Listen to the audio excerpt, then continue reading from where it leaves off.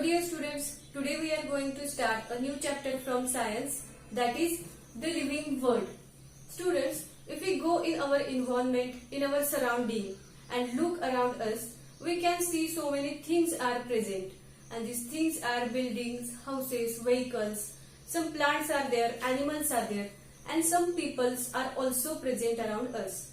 And all that things which are present around us are mainly divided into two groups.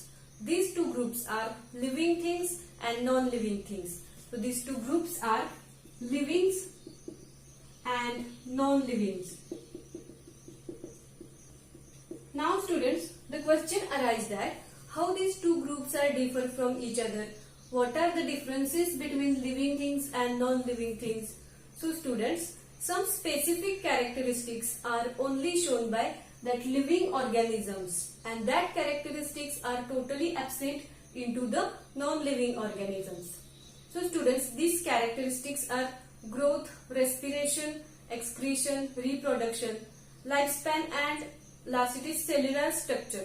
So all these characteristics are only shown by the living organisms like humans, plants and animals. So these are the examples of living organisms where all these characteristics are totally absent into the non-living organisms like buildings, vehicles, soil, rocks, etc. So all these are the examples of non-living things. Now students, in this lesson we are going to learn about the characteristics of living things. So let us study these characteristics one by one.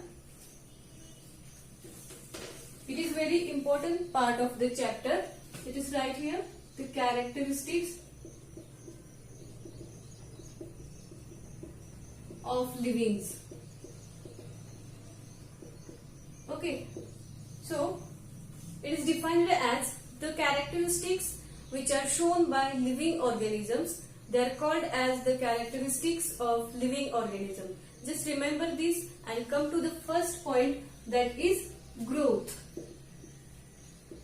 So first characteristic is a growth. Now students, what is growth? So students, if we observe some small children, some young ones of animal and some small plants, then we can observe some changes among them. If we observe plant, the leaves, their height and width of plant is increases, and if we observe the children's, their height, their weight, these are increases. We can see some changes in their external organs as well as in the internal organs, means their weight is increases. So a growth is a process in which height, weight and strength of living organism is increases. So what is growth? A process in which height, weight and strength of all the living organism is increases. Such process is called as a growth. Now students, animals and humans, they take a specific time period for their growth, and within that time period the growth is completed or growth is stopped there. Let's take here examples of humans. Okay, human. So human complete their growth into the year 18 to 21. Means within 18 to 21 year the growth of human is completed. They become adult to either women or men. Okay, so after that their growth is totally stopped. Now in case of hens and some birds, they grown up to 7 to 8 months of their life. If we take example of cows and dogs, they grows up to again 18 to 21 months of their life.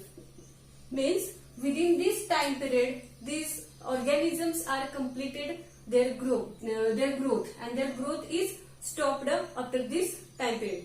And in case of all the animals and human beings, they taken a specific time period for their growth. But if we take here example of plant, then the plants, mostly all the plants, they grows till the end of their life, and growth in plant is shown in the leaves, stem, branches, and their width and height are increases. So let us see here activity which is given in your textbook. So according to that activity, let us draw here a diagram. Suppose this is a small plant.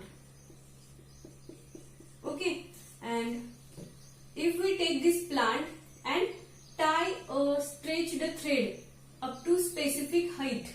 Okay, what we have to do here, we have to take a small plant and tie a stretched thread to that plant up to the specific height. Okay, and keep it for 2 or 3 days and observe same plant after 2 or 3 days. Some changes are shown in this plant. So what changes are shown here? The height of plant is increases. Height of plant is increases. So due to their height is increases, the tension on that thread is released and that thread is becomes loose. Okay. In first case, thread was stretched. Okay, it was a stretched thread, and as the height of plant is increases, the tension is released, so that same thread becomes a loose. Okay, so that what it is, the conclusion of experiment is that the height of plant is increases after some time. Okay, so in this way, plants are grows into the width and height too. And the changes are occur into the stem, branches, their leaves. So in this way, growth takes place into the plants, animals, humans. Now students, for the growth, food is necessary, or ingestion of food is necessary in both plants and animals. So our next point will be ingestion of food for the growth. We know that plants make their own food, so they are called as autotrophs. So let us see here the process. Now students, we will see the process of making food into the plant. Such process is called as a photosynthesis. This is called as a photosynthesis, which is defined as the plant's process by which plant make their own food. And that for that photosynthesis, some things are much necessary here, and that things are minerals, water, chlorophyll pigment, carbon dioxide and sunlight. So students, chlorophyll pigment, they are already present inside the plant or inside their leaves, and they absorb with the help of their root. Plants absorb the minerals and waters from soil, and they transport that up to the leaves, up to the chlorophyll pigments, and also they take carbon dioxide gas from the atmosphere, and in presence of that sunlight they make their own food, and also they releases oxygen. In whole the process, oxygen is released as a byproduct. Okay, so we will use that oxygen for the purpose of respiration, which is our next characteristic. So in this way, plant make their own food with the help of all these things: waters, minerals, chlorophyll pigments, carbon dioxide, and in presence of sunlight. So plant make their own food with the process of photosynthesis. Now students, chlorophyll pigment, these are only present in the plant. These are absent into the animal group. So how the animal they get their food? Let us see here. So as the chlorophyll is absent into the animals, they are depends upon another living organism for the need of food. And according to that, all the animals are divided into two groups. Some animals they depends upon plants, herbs, trees, plants. Okay, and some animal they depend upon another small animals. Let us see these things one by one. Some animals like deer, zebras, giraffes, rabbits, they meet their need of food by getting some plants, by having some plants, trees, shrubs. Okay, so they comes under this group, and these are called as a herbivorous animals. Okay, herbivorous animals. And some animals like tigers, lion, they are depends upon another small animals. They hunts, they kills another small animals, like rabbits are there, deers are there. So These are called as a carnivorous animals. Carnivorous animals. Okay. So in this way, the animals which are depends upon or which hunts or kills another small animals for meeting their need of food, they are called as a carnivorous animal. And another group, it is for getting a need for getting the food, the animals which are depends upon small trees, plants or shrubs, they are called as a herbivorous animals.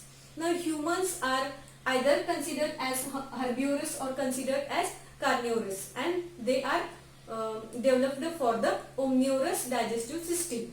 So in this way, all the animals, they get their food for the purpose of growth.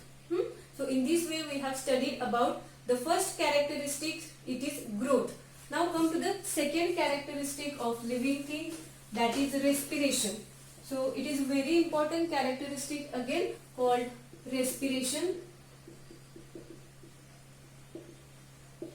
Now students, what is respiration? We know oxygen is a basic need of all the living organism, and with the help of oxygen which is present into the atmosphere, we use that oxygen for the purpose of respiration.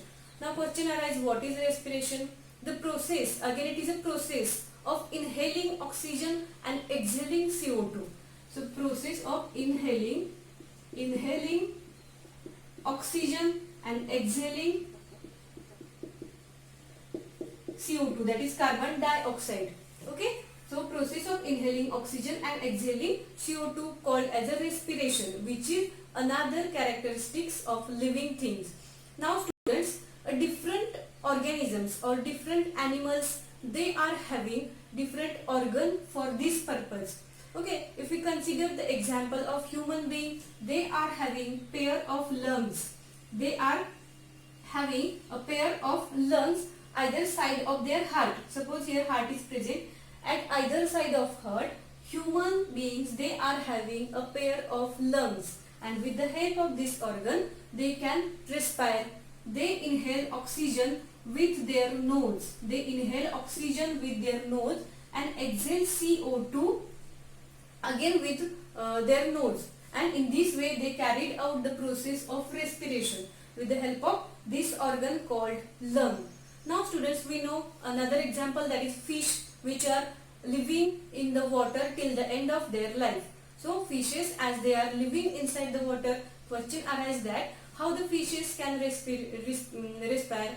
So students, the special organ is present for the purpose of respiration into the fish, and that is gills. Again a pair of gills is present. Suppose this is a fish. Okay, this is a fish. So gills are present at both sides of their mouth. At this position, the gills are present into the fishes. With the help of that gills, the fishes carried out the process of respiration. Again, in case of plant, again see, this is very important. Plants, they also carried out respiration, and for that purpose or for getting oxygen, we know that at the daytime the plants prepare their own food, okay, by the process that is photosynthesis, and at the night time plants are also breathing, also carried out the process of respiration. Okay, so at the night time they carried out purpose of process of respiration. Some small pores are present, some small very tiny spores are present at the leaves of plant, or these are little openings called little openings, and their name is a stomata. So which is very important, it will be asked for the examination, stomatas. Okay, stomatas are little pores which are present on the plant. Okay, these are having this type of structure, and by that pores, by that little openings, they get oxygen for the process of respiration. So in this way, different animals, different organisms, they are having different organs for this purpose, and this is another important characteristics also called breathing in the living organism, of the living organism. Remaining characteristics we will see in the next video. Till then, thank you.